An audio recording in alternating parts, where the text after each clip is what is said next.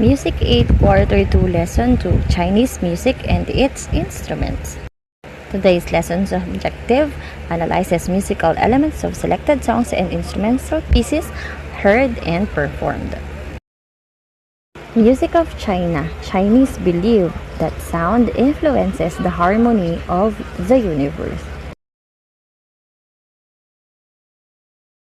Confucius. The teachings of the Chinese philosopher Confucius were greatly influenced Chinese music. He conceived music in the highest sense as a calming the passion rather than for amusement. Ang purpose ng kanilang music is to cleanse their soul but not to entertain. Instruments of China. The origin and the materials of any musical instrument has something to do with the culture and practices of the people on a certain area. Major classification of instruments. Percussion instruments are musical instruments that are sounded by striking, scraping, rubbing, or beating. Idiophone, any musical instrument that creates sounds primarily by the vibration of the instrument itself. Membranophone, any musical instrument which produces sound primarily by way of vibrating stretched membrane. Chordophone are instruments that produce sound when strings are vibrating or when the player plucks sound the string. Aerophone are instruments that have resonator in which the flow of air is set into vibration. Here are the different Chinese instruments. Yukin classification chordophone, a moon-shaped lute with short neck and 4 strings, played with a spectrum used for accompanying Chinese opera, also known as moon guitar or moon lute, that comes in variety of sizes and pitches. It is an important instrument in the Peking opera orchestra. Materials were nylon, wrapped wood. The 4 strings are made of steel or steel-wrapped nylon.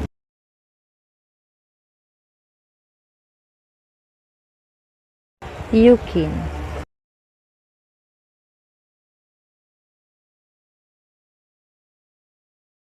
Pipa classification chordophone. Pipa is 4-stringed lute with varying number of frets from 12 to 26 and a pear-shaped body. This instrument has an extremely wide dynamic range and remarkable expressive power. It is made of wotong wood. The strings are made up of silk wood.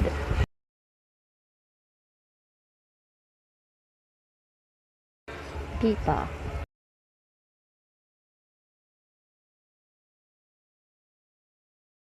Eru classification chordophone. Eru is a 2-stringed bowed musical instrument.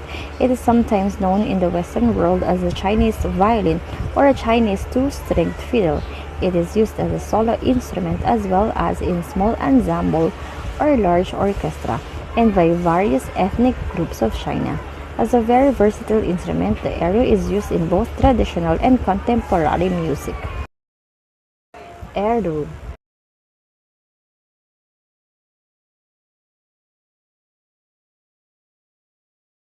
Yunlu classification idiophone. Yunlu is a set of 10 small tuned gongs mounted in a wooden frame, with each gong being about 9 to 12 cm in diameter and the height of the frame being about 52 cm. It is literally means cloud gongs.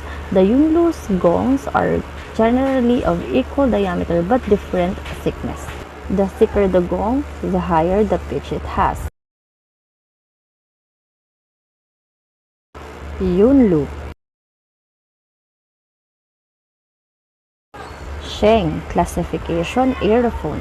The sheng is a Chinese mouth-blown organ, free-reed instrument consisting of vertical pipes. It looks like a set of panpipes with 12 to 36 bamboo pipes. Each pipe is of different length with a brass reed at the bottom and a hole that must be blocked in order for the hole to sound. This makes it possible to sound several notes simultaneously so chords and melody can be performed at the same time. Sheng.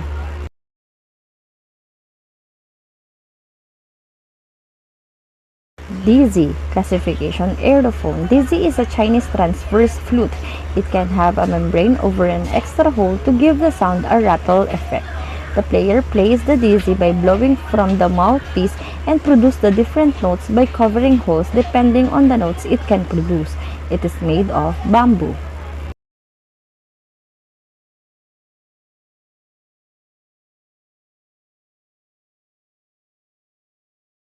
Dizzy.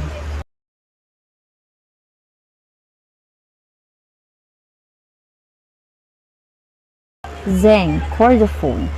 Zeng is an ancient Chinese instrument that has an arched surface and an elongated trapezoid with 21, 25, and 26 strings stretched over individual bridges.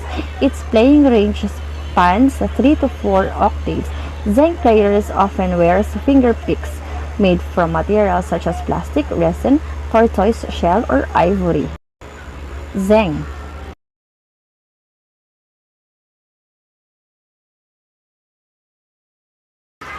Pengling Idiophone. These are two small bells made of high tin bronze without internal clappers and bottomless bird-like shape.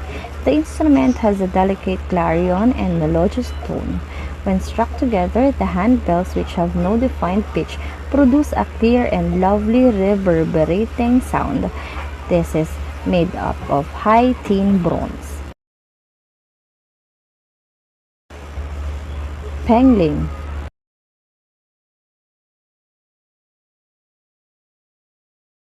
Music asynchronous task. Our code MQ2L2 title Chinese instrument. Isusulat lang ninyo ang pangalan ng Chinese instruments according sa kanyang classification, membrano, idio, chordo, or aerophone.